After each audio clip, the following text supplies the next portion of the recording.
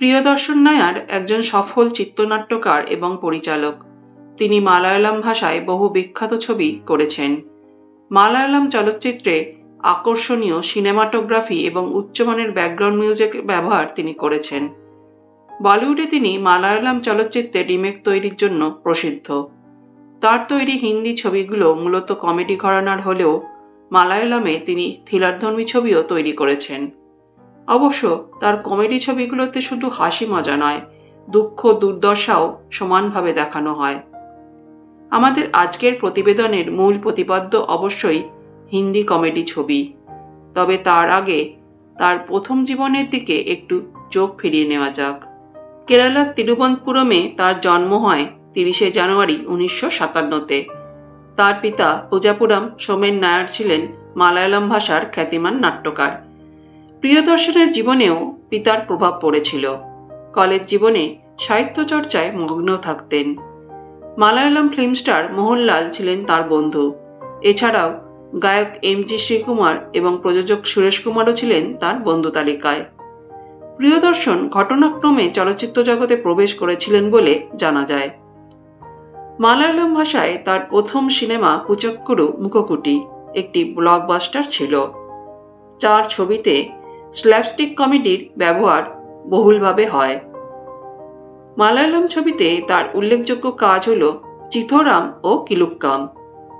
কিলুক্কাম নামক ছবিটি মালায়ালাম সিনেমার ইতিহাসে সবচেয়ে বড় হিট। 1992 সালে প্রিয়দর্শন ছবিটিকে হিন্দিতে পুনর্নির্মাণ করেন। নাম দেন মুস্কুরাহাট। এতে জয় মেহতা, আন্নু কাপুর, রেবতী, অমরিশ পুরী প্রমুখ অভিনয় করেন।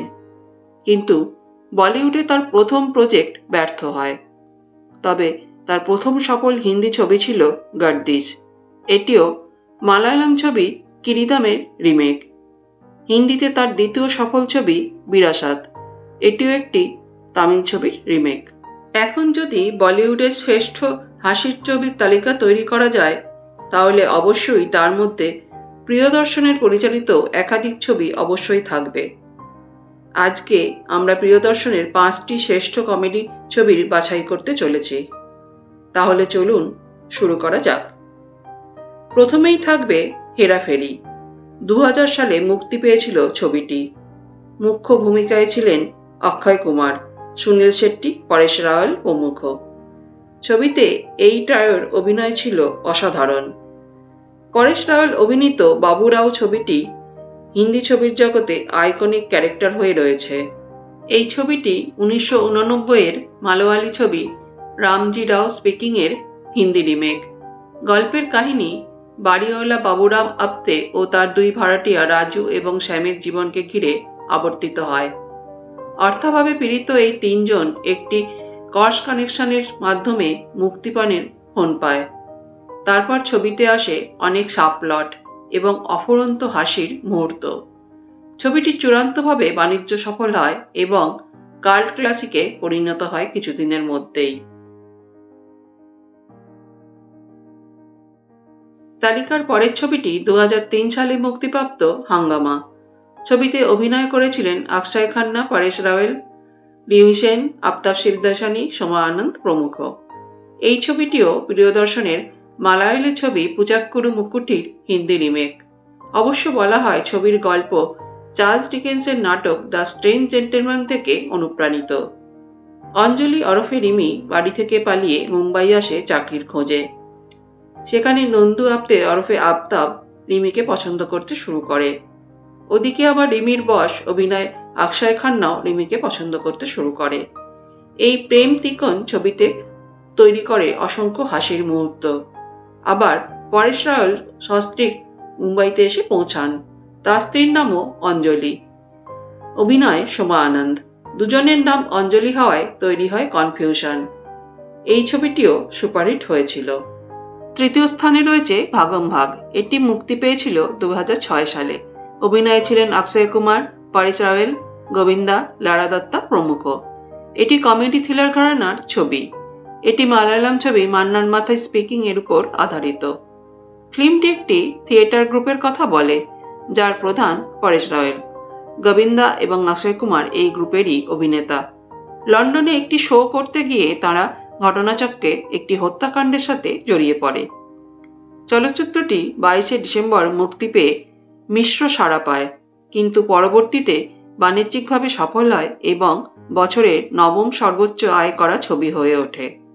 তালিকার চতুর্থ ছবিটি হল চুপ চুপকে।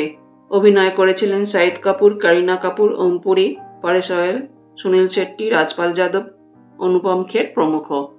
এটাও মালয়ালম ছবি পাঞ্জাবি হাউসের রিমেক। ছবির গল্প জিতুর জীবনকে ঘিরে। অনেক ব্যবসা করতে চেয়েও সে ব্যর্থ হয়। প্রচুর ঋণের বোঝা মাথায় নিয়ে সে আত্মহত্যা করতে চায় জলে ডুবে, কিন্তু সেখান থেকে তাকে উদ্ধার করে পরেশ রাওয়াল এবং রাজপাল যাদব অভিনীত চরিত্র দুটি। সেখান থেকে বোবাকালা সেজে জিতু পৌঁছায় এক ধনী গুজরাটি পরিবারে। সেখানে আলাপ হয় পরিবারের আদরিণী কন্যা শ্রুতির সাথে। অভিনয় করিনা কাপুর। ছবিটি দুঃখ, প্রেম, হাসির মিশেলে অনবদ্য। রাজপালের কমেডি অন্য মাত্রা দেয় ছবিটিকে। বাকি সবাইয়ের অভিনয়ও অসাধারণ। এই ছবিটিও 2006 সালে মুক্তি পেয়েছিল। ছবিটি সারা বিশ্বজুড়ে উচ্চ প্রশংসিতও হয়েছিল। শেষ যে ছবিটির কথা বলবো সেটা হলো 2006 সালেরই মালামাল উইকলি। ছবিটি তেলেগু ছবি ভাগ্যলক্ষ্মী বাম্পার ড্রয়ের রিমেক। এটিও সুপারহিট ছবি। অভিনয় করেছিলেন পরেশ রাওয়াল, ওম পুরী, আজরানী, রাজপাল যাদব, রিতেশ দেশমুখ প্রমুখ। চলচ্চিত্রটির গল্প লাহোলি নামক গ্রামের দরিদ্র অধিবাসীদের নিয়ে তৈরি।